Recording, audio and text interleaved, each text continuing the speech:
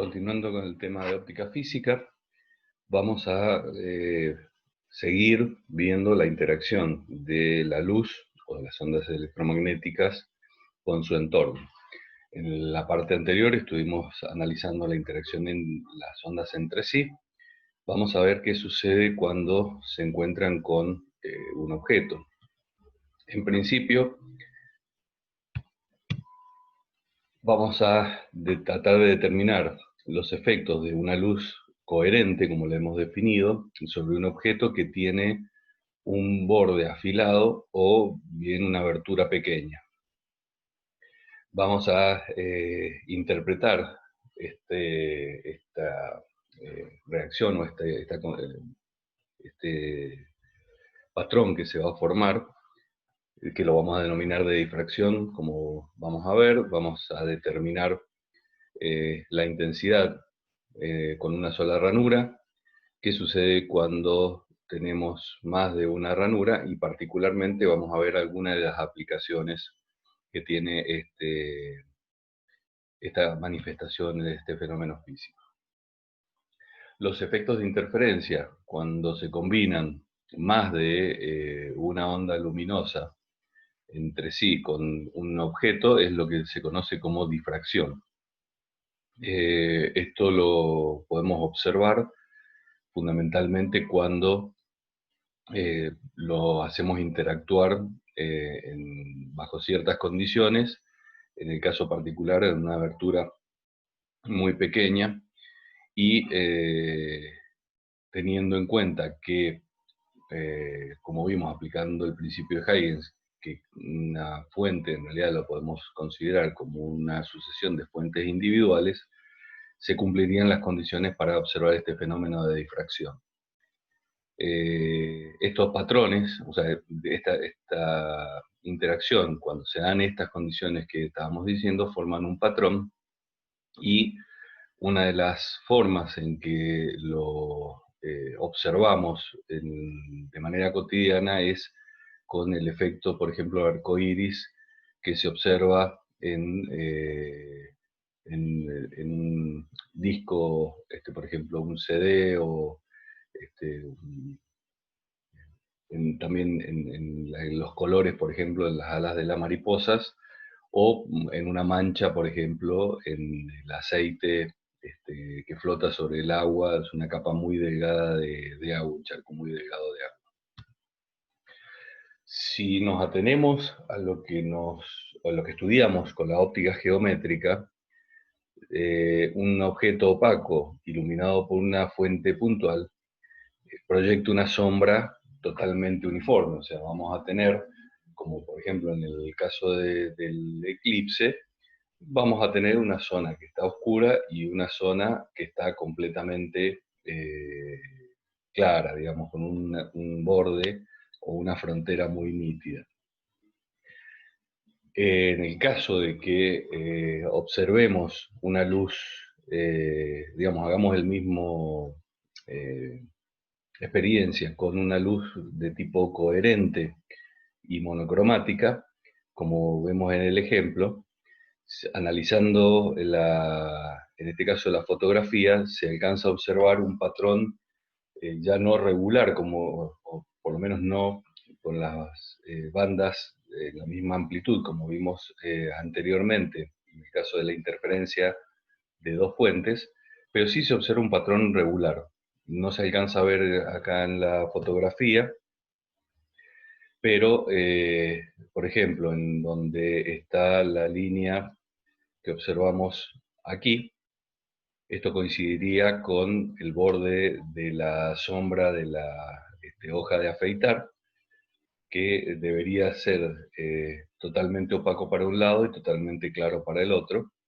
Y acá se alcanzan a percibir muy tenuemente también unas zonas un poco más, una alternancia entre zonas brillantes y oscuras, aunque no tan claras como se ven en la otra zona. Esto se debe fundamentalmente a esta interacción debido a esta naturaleza ondulatoria de la luz,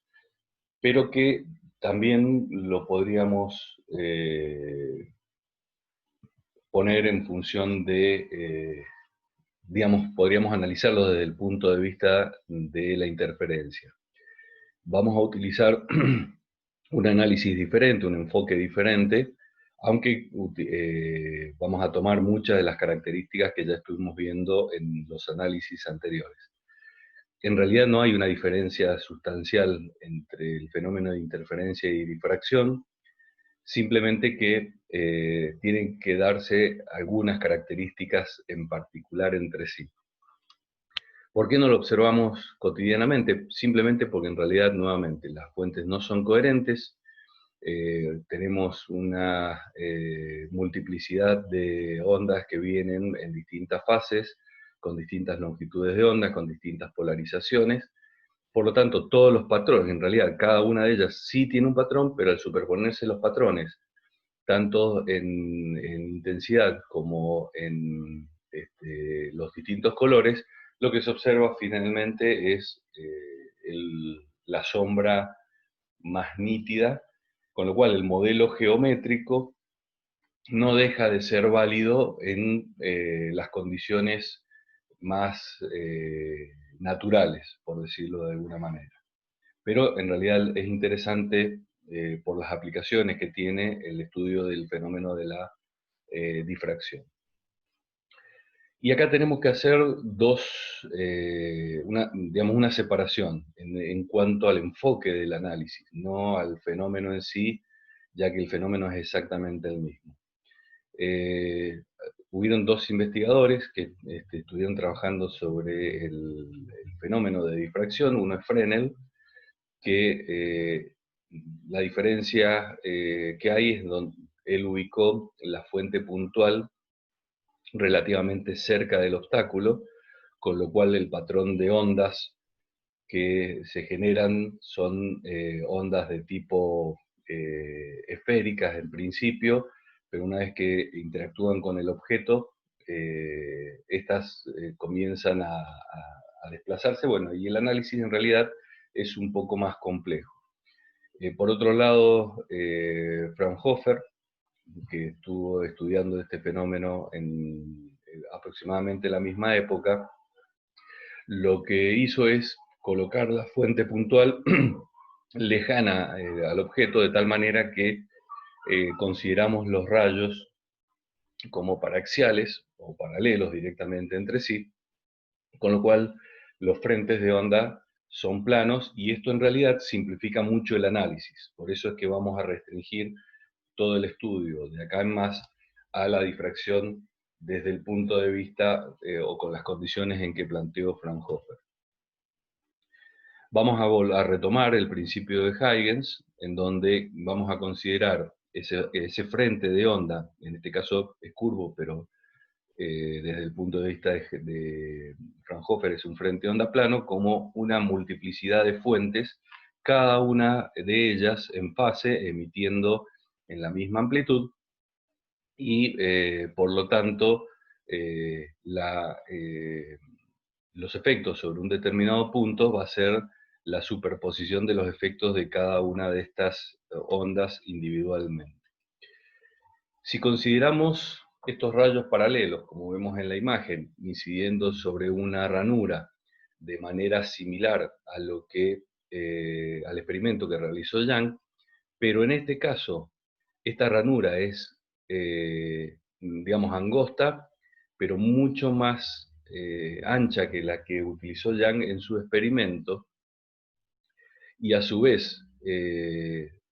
colocamos una pantalla encima de, digamos, por delante de ella,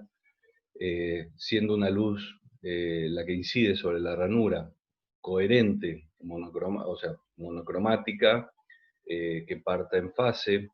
que esté polarizada de la misma manera, y obviamente que, como es una fuente puntual, la intensidad es la misma, se va a observar un patrón, pero en este caso el patrón difiere de que habíamos observado con dos ranuras. O sea que acá tenemos una sola ranura. Esto no es que no ocurriera en el experimento de Young, sino que, como vamos a ver más adelante, el hecho de que Young hizo las ranuras muy estrechas hace que este patrón desde el punto de vista de la observación, no sea percibido como tal. Este patrón que se observa, vemos que hay una franja central muy brillante, mucho más que las posteriores, más ancha también, y a partir de ahí hay una alternancia de bandas oscuras y brillantes, más o menos uniformes, pero cuya intensidad va decreciendo rápidamente al alejarnos del punto central.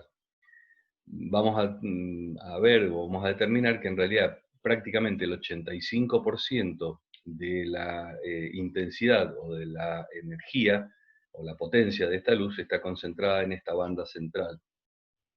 A su vez, mientras más, digamos, angosta sea la ranura, más amplio se va a ver ese patrón. Y también van a cambiar un poco las relaciones, que eso es un poco lo que estaba mencionándole recién, pero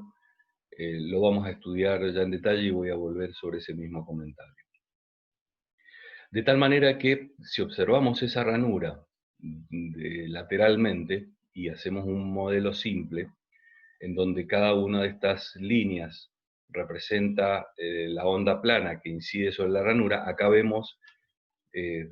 digamos de manera muy burda, pero que la ranura es mucho más ancha comparada con la longitud de onda que estaría representada por la separación entre dos frentes de onda sucesivos. Bien,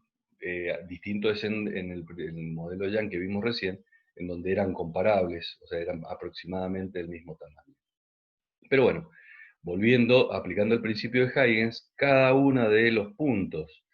que observamos en una determinada posición en la ranura, recordemos que esta es ancha y angosta, podemos similar o suponer que estaría compuesta por una tira, una cinta, bien, de fuentes puntuales, todo a lo largo de la ranura, bien, como si estuviera compuesto, por ejemplo, ahora que los tenemos disponibles, como si fueran tiras de LEDs, bien, que están ubicadas una encima de la otra en todo lo ancho de la ranura, y cada una de estas cintas tiene la misma longitud de la ranura en particular. De tal manera que cada una de ellas es una fuente de luz que emite en todas las direcciones y sentidos, pero como vamos a observar únicamente en el sentido progresivo, estas ondas o estos frentes de ondas van a tener forma cilíndrica, ¿bien? O sea, van a tener cada uno de ellos como si estuvieran emitiendo una línea de luz puntual.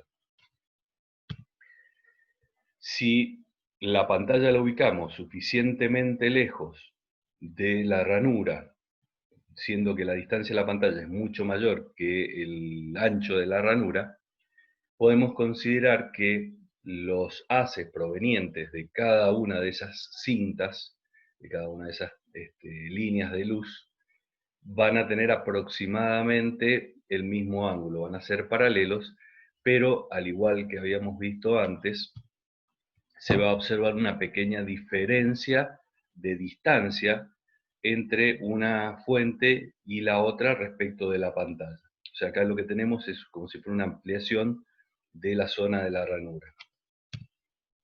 De tal manera que la diferencia de la distancia está en relación al ancho de la ranura y al ángulo que están formando. Mientras el punto esté más alejado del centro, mayor es el ángulo y mayor es la distancia, la diferencia de distancia entre un rayo y el otro. Si suponemos un punto cualquiera en donde la diferencia de distancia se equivale a media longitud de onda,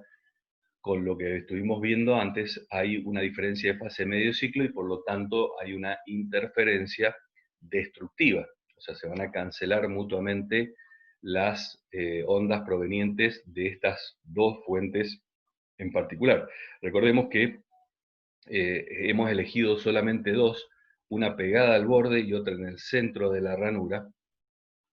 y no estamos teniendo en cuenta los efectos de las demás. O sea, simplemente por ahora hemos restringido el análisis a estas dos fuentes puntuales en particular. De tal manera que, como dijimos, llegan desfasadas medio ciclo y por lo tanto hay una cancelación. Lo mismo sucedería si hiciéramos el análisis con una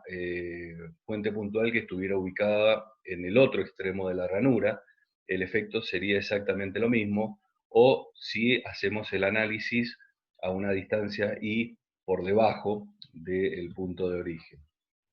O sea que acá ya empezamos a ver que aparece esta característica de patrón que habíamos visto antes. De tal manera que si esa distancia es de más o menos media longitud de onda, bien, en el caso de este punto P específico que estamos viendo, poniéndolo en, digamos, operando un poco matemáticamente, podemos determinar que vamos a tener un punto oscuro cada vez que el ángulo formado esté en relación a la longitud de onda de esa luz monocromática y el ancho de la ranura. De esta forma, para cualquier número entero de longitudes de onda de diferencia respecto de cada una de las ranuras,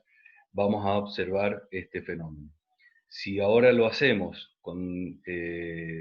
digamos, en particular para las distintas, para estas dos fuentes puntualmente,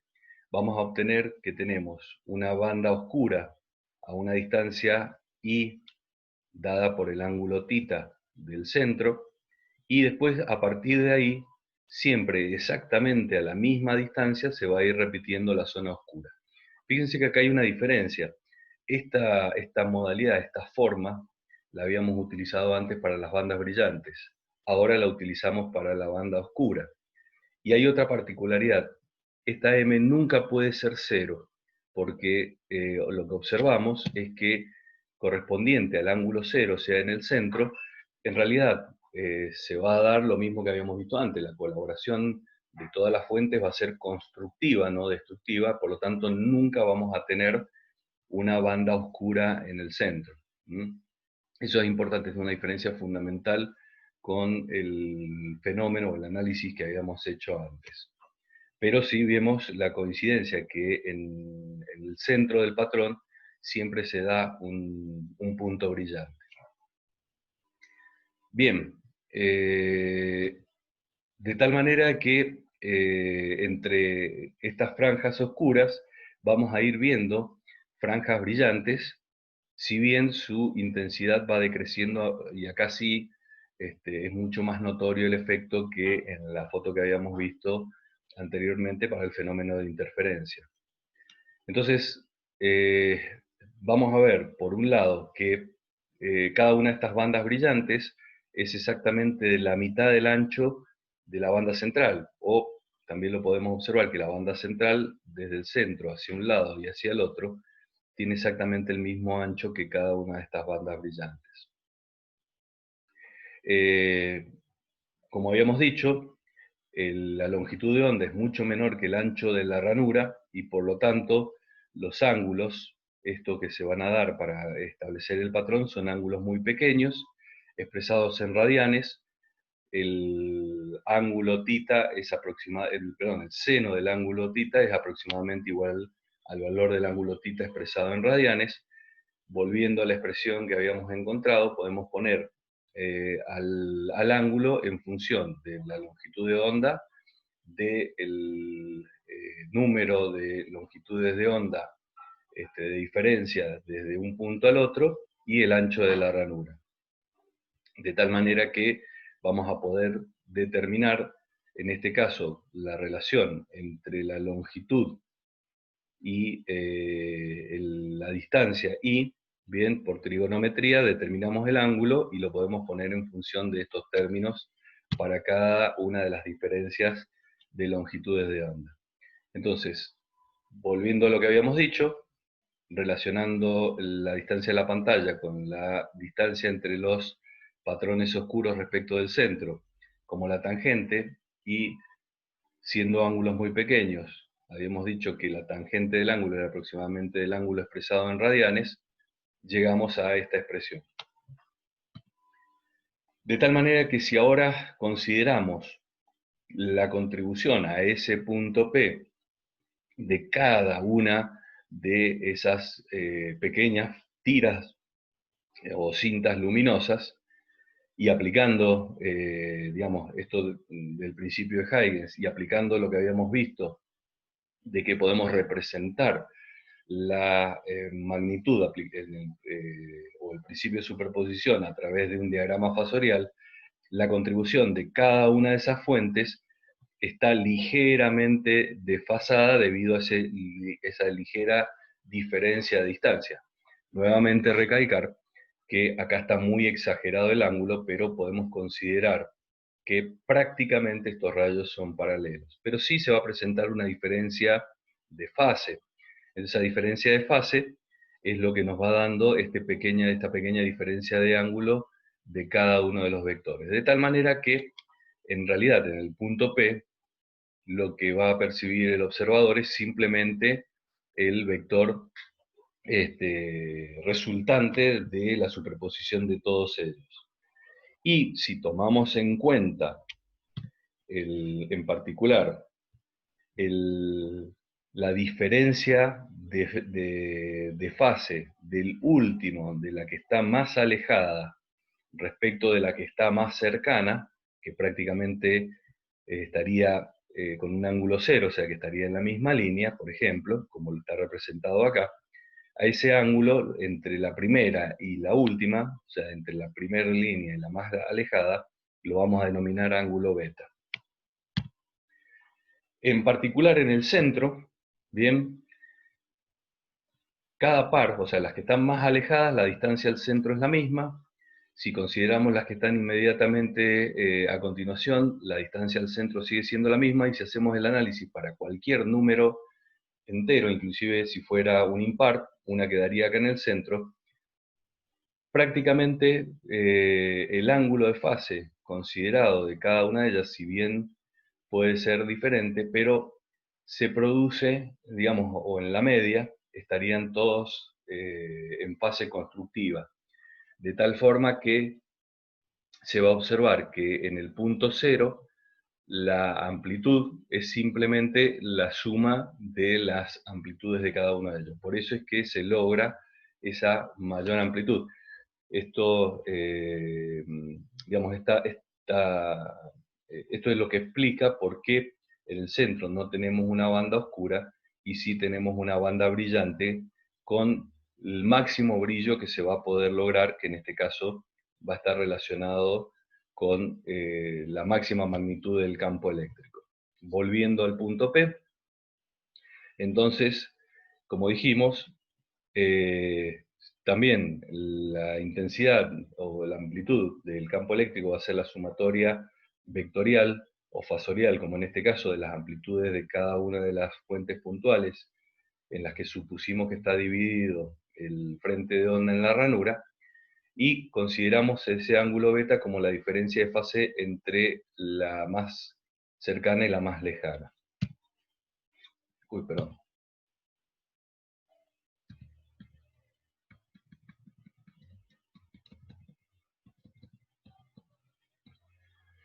Bien.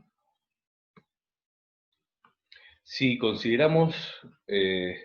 digamos, un número muy grande de fuentes puntuales, bien,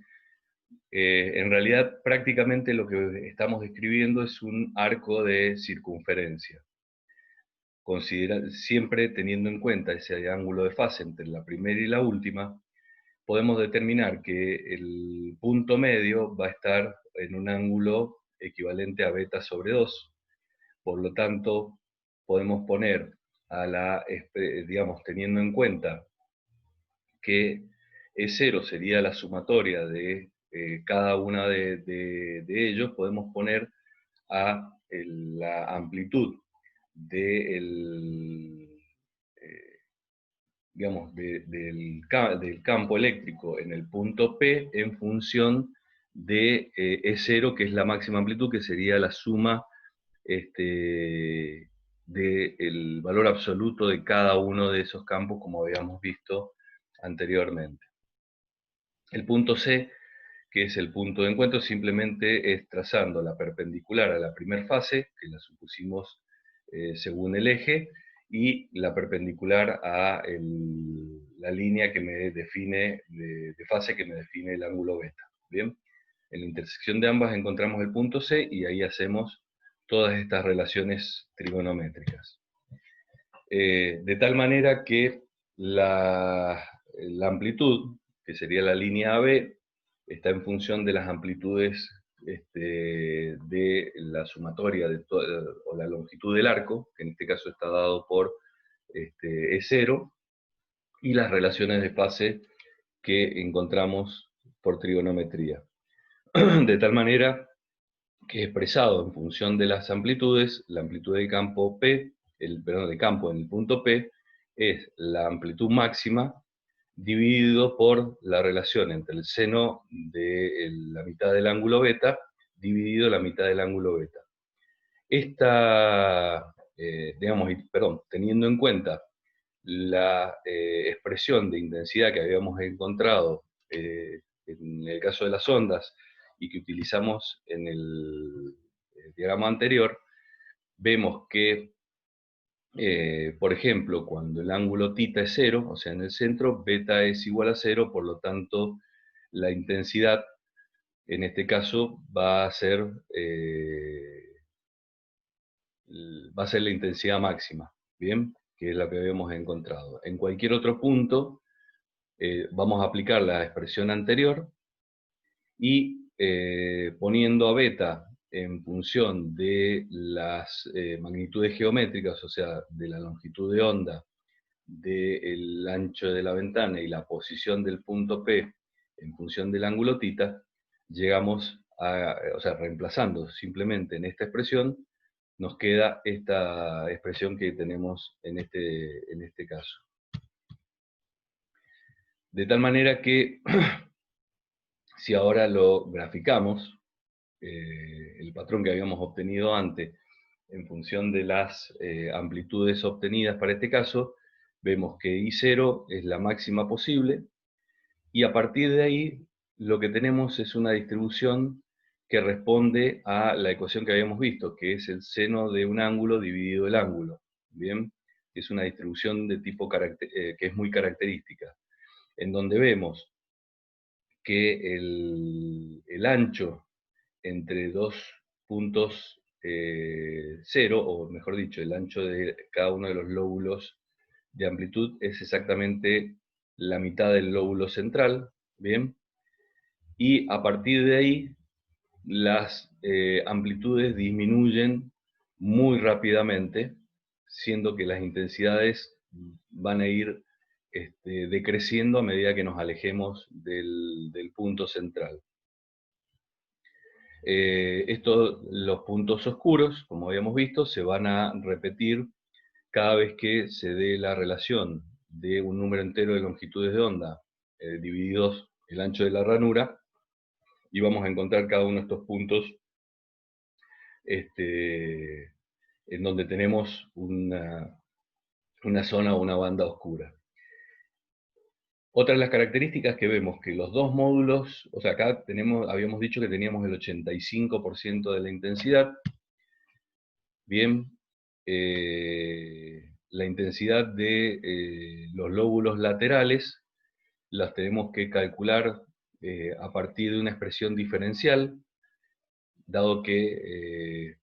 vamos a despreciar nuevamente la atenuación que tenemos por propagación, y tiene una expresión de este tipo, o sea que ya no es exactamente igual a la expresión de la intensidad del lóbulo medio, como habíamos encontrado anteriormente. Y lo que vemos es que cada uno de los segundos lóbulos tienen aproximadamente el 5% de la energía, o sea que entre el 85% y los dos lóbulos laterales, acá tenemos aproximadamente el 95% de la energía de la radiación, de la intensidad de la onda media. Lo que vemos acá son dos patrones formados, en este caso por un láser, en este caso por una fuente puntual, en una ranura relativamente, perdón, en un punto, en un hueco, y lo que vemos es que tenemos la mayor intensidad en el centro, en este patrón se ve un poco más, y decrece muy rápidamente hacia los costados, y a su vez que se repite que el ancho de cada una de las bandas brillantes es la mitad de la banda brillante central. Si ahora ponemos en relación del ancho de la ranura con respecto a la longitud de onda, cuando la ranura es muy estrecha, bien, o sea que el ancho de la ranura es igual a la longitud de onda, vemos solamente, podemos percibir el lóbulo central, que es muy intenso y que prácticamente desaparecen los lóbulos laterales.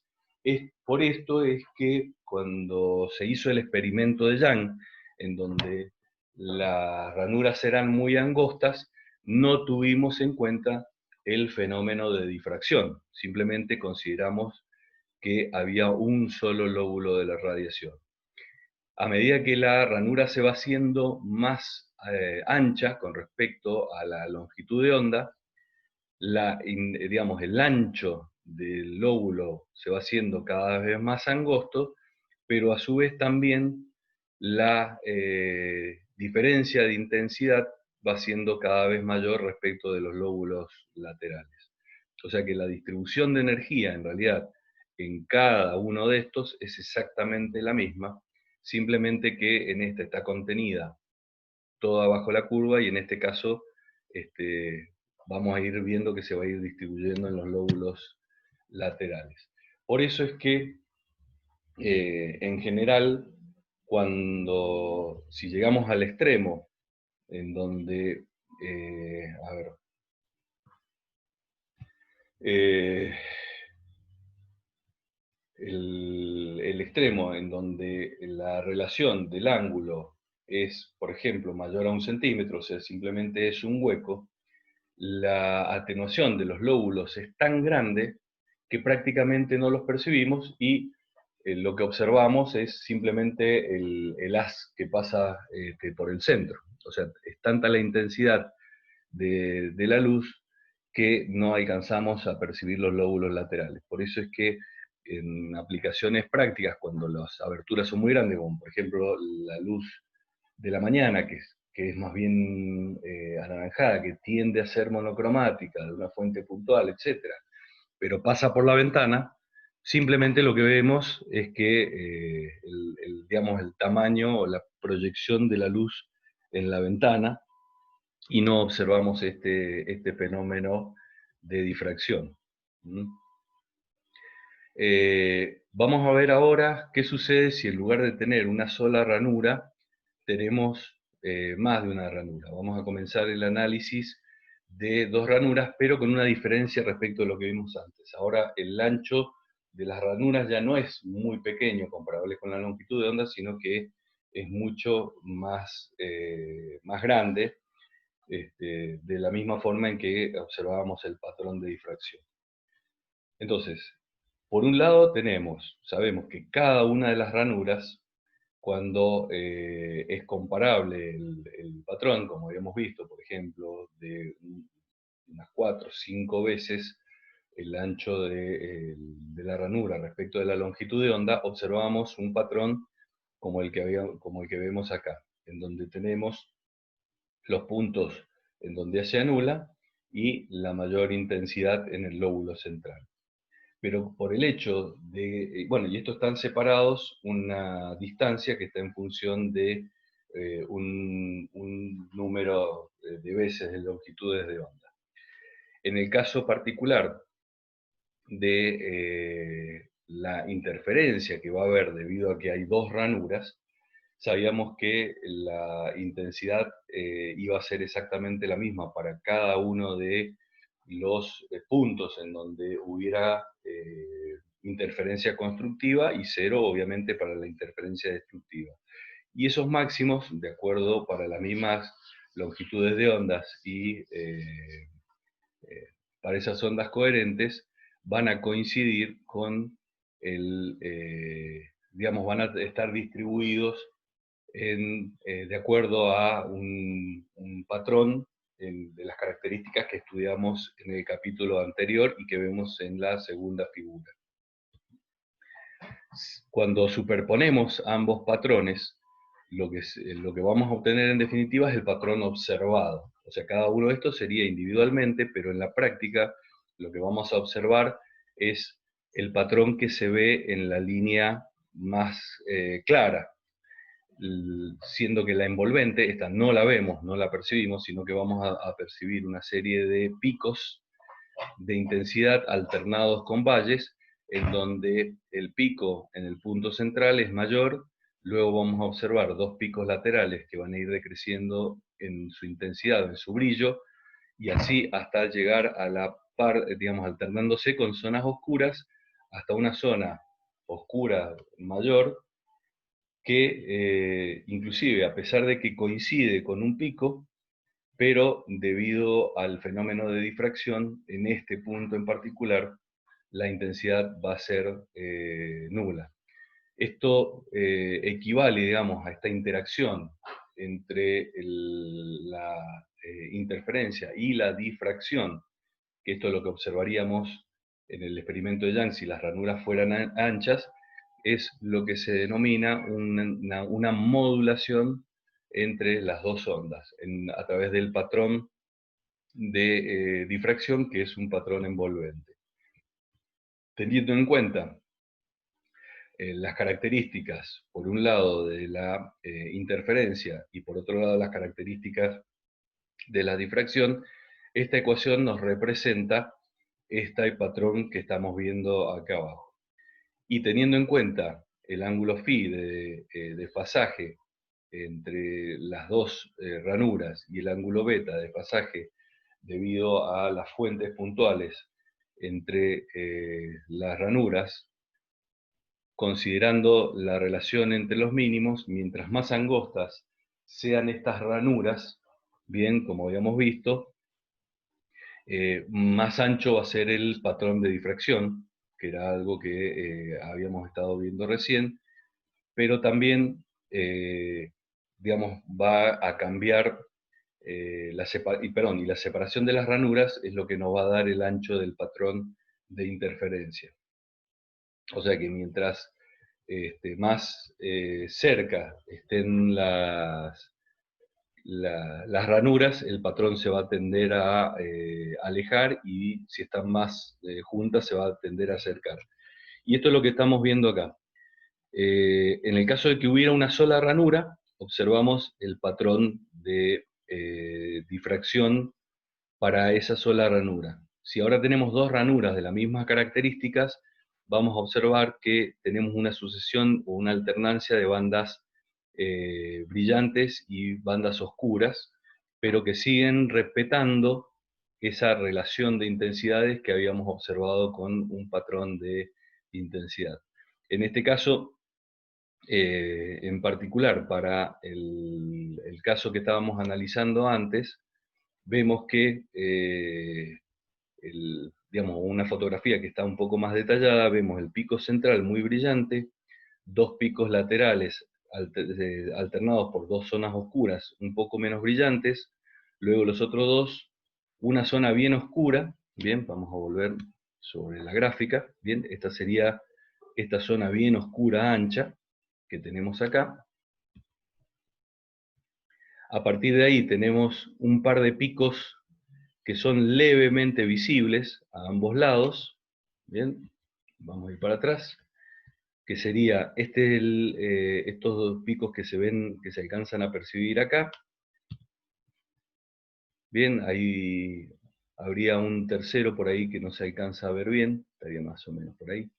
Bien, acá quizás se alcanza a percibir un poco la amplitud, y a partir de ahí prácticamente ya no pudieron ser percibidos por esta placa fotográfica. En este caso teníamos dos ranuras. ¿Qué sucede cuando tenemos más de dos ranuras? Bueno, este sería, digamos,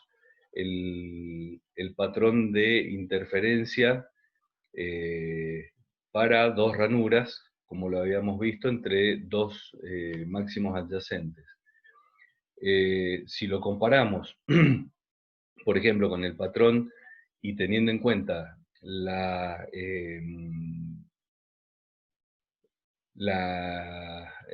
interferencia y la difracción para 8 ranuras, el patrón que observamos es este. Bien, fíjense que a medida que vamos agregando ranuras, el pico central se va haciendo más angosto y cada vez más alto respecto del que habíamos visto anteriormente, pero ahí para las 8 ranuras se va a ir repitiendo este patrón de interferencia entre ellos. O sea que no solamente vamos a ver el patrón que habíamos visto anteriormente para una sola ranura, perdón, para un par de ranuras, sino que a su vez estas van a estar moduladas por el patrón de interferencia. Si seguimos aumentando, por ejemplo, a 16 ranuras, o sea, duplicamos el número de ranuras, lo que vemos es nuevamente que sigue aumentando la intensidad máxima de los picos en relación a los lóbulos, pero están más separados entre sí y se presentan una mayor cantidad de lóbulos secundarios en cada uno de ellos. Desde este punto de vista, mientras mayor sea el número de ranuras que tenemos, son más estrechos los picos brillantes, pero a su vez con mayor energía, de tal manera que la altura va a ser proporcional al cuadrado del número de ranuras y el valor energético medio va a ser proporcional al número de ranuras y el ancho de cada uno va a ser la inversa del número de ranuras. Con esto, por ejemplo, podemos ver las siguientes fotografías. El patrón de una ranura, que es el que vimos anteriormente, para 2 ranuras, que es la imagen que habíamos obtenido, y vemos que para 3 ranuras prácticamente no hay una diferencia sustancial, bien, con respecto pero tenemos un envolvente de energía que es, digamos, la envolvente es la de una única ranura. En este caso particular, la ranura vemos que es muy ancha, por eso es que solamente se observa un solo módulo. Y a medida de que vamos aumentando el número de ranuras, estamos observando en esta gráfica solamente lo que sucede acá en el lóbulo central, vamos a ir viendo que comienzan esas alternancias y hay estas zonas que se perciben como más grisáceas porque aparece mayor cantidad de estos lóbulos secundarios. O sea que esta imagen corresponde únicamente a esta parte central que sería la parte brillante, que es, en el caso de una sola ranura es la envolvente, en el caso de 2 ranuras son los picos debido a la interferencia de cada una de ellas.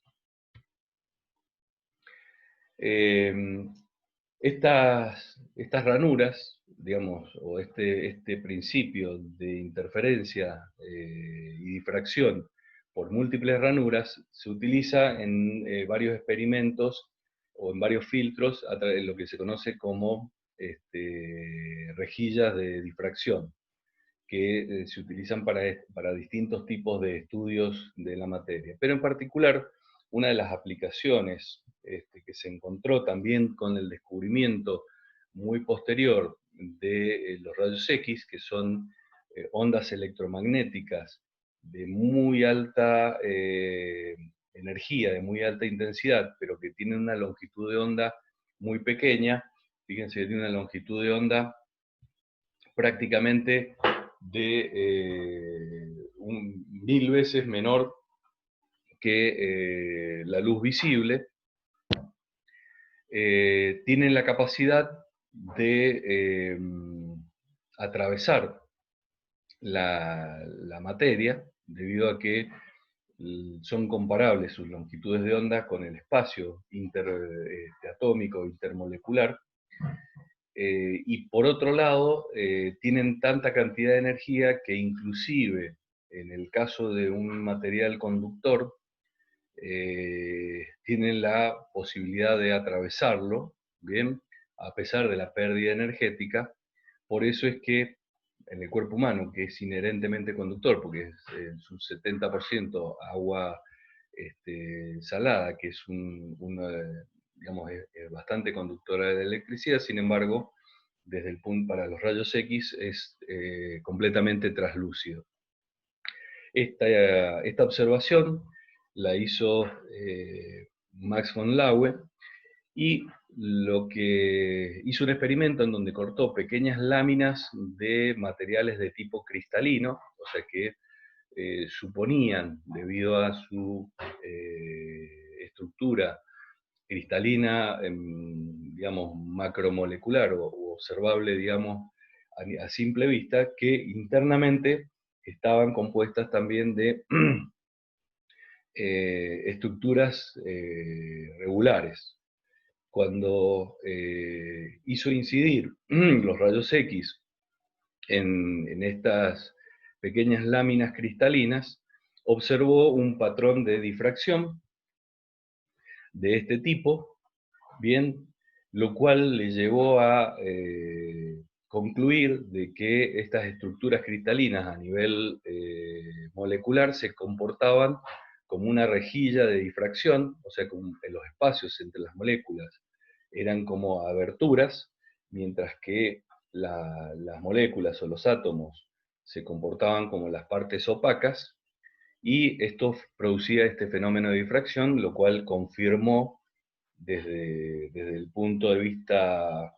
práctico la existencia, digamos, de las moléculas y de los átomos como tales, y que tienen una disposición regular en las estructuras cristalinas. Esa es la importancia, y por eso es que hasta el día de hoy se siguen utilizando los rayos X, por ejemplo, para observar pequeñas fracturas en los materiales, debido a que estas fracturas actúan como una ranura y se producen fenómenos. En el caso de los rayos X, se comportan como si fuera una onda monocromática, y por lo tanto se observan estos patrones de difracción que dan mucha información para el análisis de este tipo de características. Con esto concluimos el tema de la clase y de la unidad.